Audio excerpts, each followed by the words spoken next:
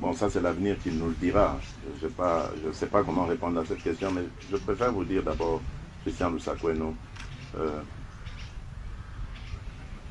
qu'il y a quelque chose que je n'avais jamais soupçonné avant d'arriver au pouvoir. C'est l'ampleur de la corruption dans ce pays. Vous n'avez aucune idée. Mais je vous dis, aucune idée de ce qui s'est passé à ce niveau-là dans ce pays. C'est pire même que d'avoir volé et tué quelqu'un. C'est criminel. Mais c'est devenu un système. Quand vous découvrez ça, ça vous rend malade. Vous ne pouvez pas imaginer que des êtres humains peuvent être méchants à ce point. Aussi prédateurs. Parce que bon, je me souviens à l'époque du défunt maréchal Mobutu, on lui prêtait des propos qu'il aurait dit, mais mais je serais vraiment tenté de faire pareil, de dire pareil. C'est incroyable cette méchanceté. Aucun amour pour son pays. Donc vous savez, vous pouvez avoir une responsabilité, vous vous dites, ben bon, après moi il y aura des successeurs, et puis j'ai des enfants, et mes enfants, quand j'aurai disparu, eux vont rester dans ce pays, ils doivent vivre. Mais vous laissez quoi à vos enfants quand vous pillez ce pays de cette manière? Non, c'est incroyable. C'est pour ça que je vous dis, c'est l'avenir qui nous dira, parce que elle est terrible cette corruption. Je vous donne juste un exemple, la justice. J'ai fait des réformes. J'ai mis de nouvelles personnes, enfin, que j'ai trouvées. Mais bon, en se renseignant, voilà, j'avais des preuves de leur probité, etc. Je ne dis pas, je ne les remets pas en cause, mais je dis, je pensais qu'elles allaient m'aider à impulser une nouvelle dynamique au sein de la justice pour la rendre vraiment ce moteur de l'état de droit, ce pilier de l'état de droit que j'attends, et ce redresseur de tort que je veux voir pour qu'il mette fin complètement à cette corruption. Mais rien à faire, la corruption continue d'exister dans la justice. Et les failles continuent aussi. Ça fait que malheureusement, on n'a pas encore le résultat escompté. Et donc vous voyez, ce n'est qu'un exemple parmi tant d'autres pour vous montrer que, bon, il y a un problème. Peut-être qu'il y a des efforts à fournir de la part des autorités dans le sens où on doit peut-être mieux rémunérer ces gens pour les empêcher d'avoir cette boulimie à vouloir régler les problèmes de leur manière. Et là, je fais vraiment allusion au dossier qui concerne les titres fonciers, etc. Mais il y a des scandales.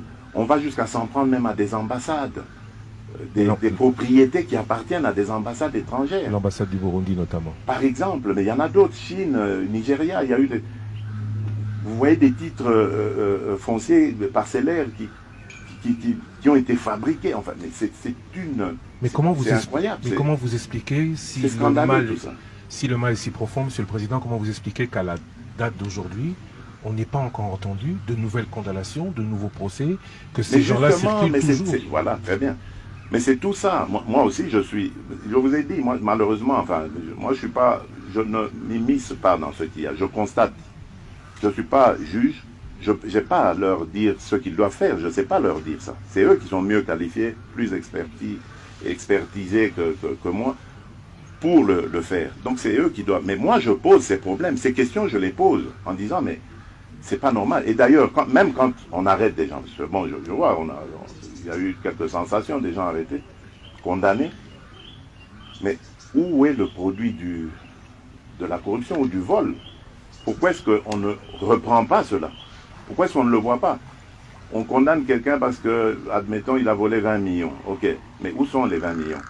Même s'ils ont été transformés en biens matériels. Mais il faut saisir ce bien matériel parce que c'est un bien mal acquis. Mais on ne le voit pas. Donc il y a un problème dans notre justice. Il n'y a pas de restitution. Et tant que la justice ne fonctionnera pas comme nous y attendons, mais les résultats, tout le reste en pâtira.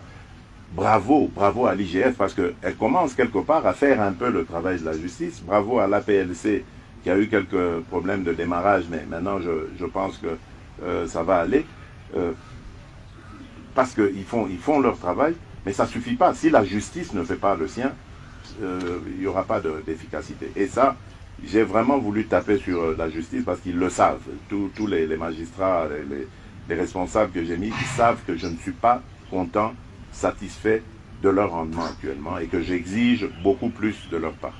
Donc vous n'êtes pas satisfait aussi du Sénat parce que vous avez réagi après que cette Chambre n'ait pas voulu lever les immunités de l'ancien Premier ministre. Madame, attends, voilà, très bien, attention. Vraiment ici, je tiens à préciser parce qu'il ne faut pas que l'ancien Premier ministre Matata pense que j'en veux après lui. C'est quelqu'un que je respecte et que j'apprécie beaucoup d'ailleurs.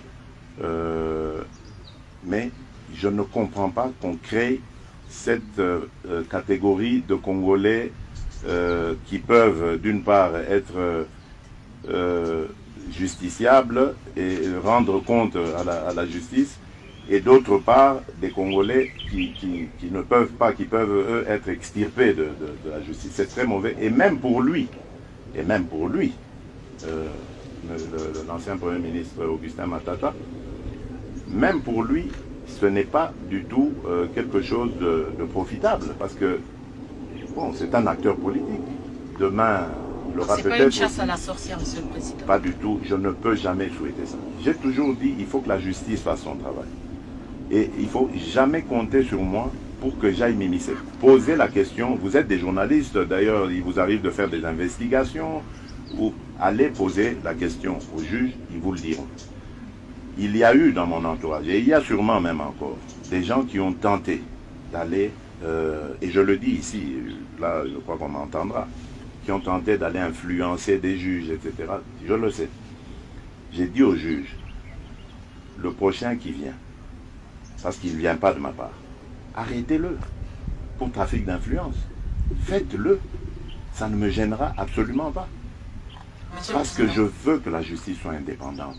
Et surtout qu'elle soit ce bras séculier que j'attends moi, qui va nous aider pour instaurer l'état de droit.